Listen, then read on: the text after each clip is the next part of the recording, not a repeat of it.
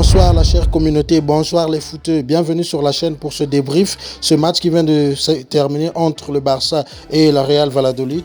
Dites-moi d'abord, j'ai un petit doute, on dit la Real ou le Real Valladolid? Bon, je sais pas, dites-moi dans les commentaires s'il vous plaît. Deuxième match donc à domicile en Liga après ce fiasco de la première journée, 0 but partout face au Rayo Vallecano. Cette fois-ci le Barça était donc attendu au tournant. Ce public du Camp Nou, comme vous le connaissez, très exigeant, s'attendait donc à un bon spectacle ce soir. Et heureusement donc pour ces privilégiés du Camp Nou et nous les supporters qui avons eu l'occasion de suivre ce match à la télé, tout s'est bien passé. Allez, on se retrouve juste après ça.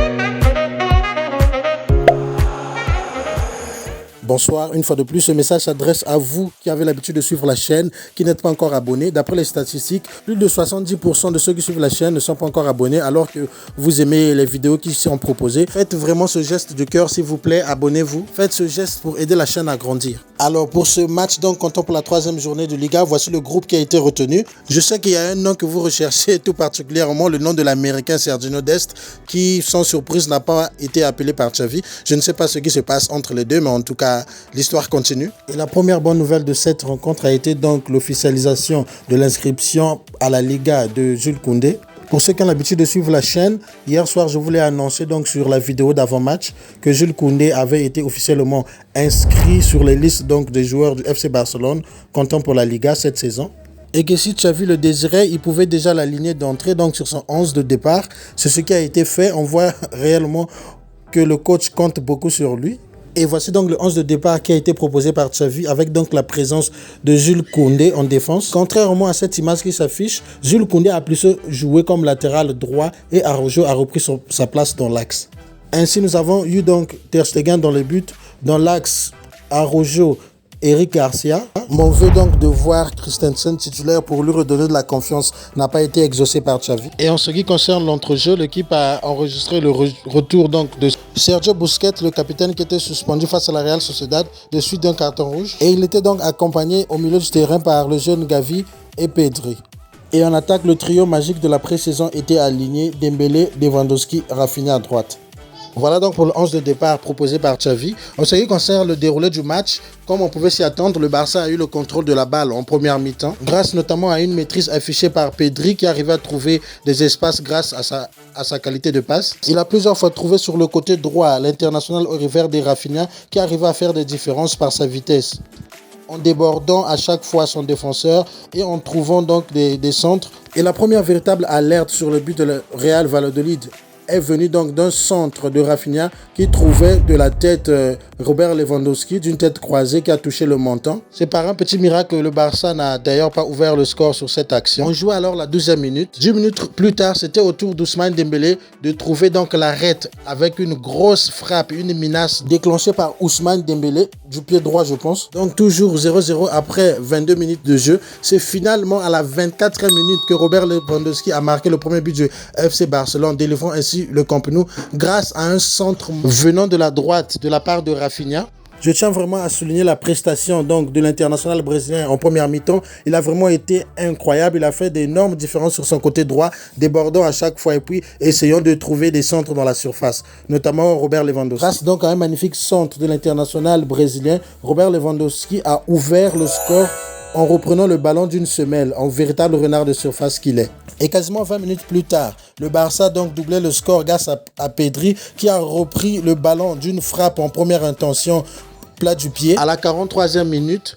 Et la passe décisive était cette fois-ci l'œuvre d'Ousmane Dembélé, lui qui avait quelques minutes plus tôt permuté avec Rafinha, donc en changeant de côté, passant de la gauche vers la droite. Sur cette action du second but, Dembélé a fait donc du classique, il a pris le ballon de la droite, il est rentré à l'intérieur, il a trouvé une passe dans la surface pour Pedri qui a repris d'une frappe donc plat du pied, marquant ainsi le second but du FC Barcelone.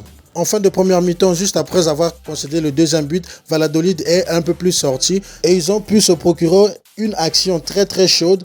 Nulle était la vigilance donc du portier catalan Ter Stegen.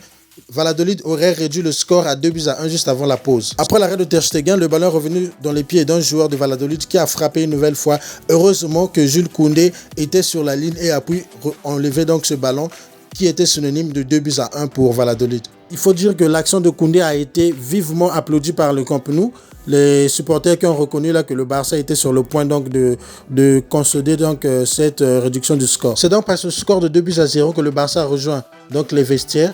Au retour des vestiaires, le FC Barcelone a continué à mettre la pression à Valladolid. Et jusqu'à l'heure de jeu en deuxième mi-temps, le Barça menait toujours par 2-0. L'heure donc choisie par le coach Xavi pour faire quelques changements en sortant successivement Rafinha, Gavi et Araujo qui ont été respectivement remplacés par Ansu Fati, De Jong et Sergio Roberto. Et 3 minutes plus tard, à la 64e minute, le Barça a marqué un troisième but, qui a été d'ailleurs un but contre son camp sur une talonnade de Lewandowski. Le défenseur de Valladolid a marqué ce but contre son camp. À la 76e minute, Xavi a procédé à un autre changement, sortant cette fois-ci le capitaine Sergio Busquets, remplacé par Franck Kessie. Le Barça a par la suite globalement donc géré la rencontre en ne concédant pas trop d'occasions. Les joueurs catalans d'ailleurs se sont créés pas mal d'occasions également, notamment par Ansu Fati et le néerlandais, donc Frenkie de Jong, qui était rentré à la 64e minute. Sur une action, il a débordé, il a dribblé, rentré jusqu'à la surface et il a frappé en fin de course. Malheureusement, sa frappe manquait un peu de puissance et le gardien de Valladolid, l'ancien donc du Barça, Masip, a pu prendre ce ballon sans aucun danger. Le score du match étant de 4-0, c'est à la fin du match, à la 92e minute, que le Barça a marqué le 4e but par l'entremise du capitaine Sergio Roberto. Score final donc 4-0, match maîtrisé du FC Barcelone. Une nouvelle fois donc un clean sheet au Camp Nou, mais cette fois-ci en marquant des buts. Pour ma part, je suis très content de la prestation de l'équipe. Dites-moi dans les commentaires si vous avez été séduit donc par ce que les hommes de Xavi ont proposé ce soir. N'oubliez pas mes chers footeux, abonnez-vous afin de soutenir la chaîne à grandir. L'objectif c'est de vite atteindre les 1000 abonnés. Et cela ne sera pas possible si vous regardez les vidéos et vous ne vous abonnez pas. Je vous en prie, abonnez-vous pour aider la chaîne. Je vous remercie donc de l'attention que vous portez à cette chaîne. Je vous dis à très bientôt. Portez-vous bien. Vive notre passion du football. Vive le Barça. Jet planes in the night sky with you. Getting high in the sunrise with you. Getting through all the bad times with you. I wasn't missing a thing, no I do.